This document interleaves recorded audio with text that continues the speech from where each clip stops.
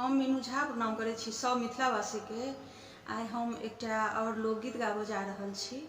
बिहार में पलायन के जे स्थिति अछि से देखैत रचना केलथि हैं एम झा जी, और आशा है जे अहाँ सब जरूर पसंद करब। धन्यवाद। जय मिथिला, जय मैथिली। कियो सहारा नहीं अछि जग में, पीटि रहल छी अपन छाती। शहर शहर में भटकी रहल अछि, देखू अपन बिहार वासी। कियो सहारा नहीं अछि जग में, पीटि रहल छी अपन छाती। शहर शहर में भटकी रहल अछि, देखू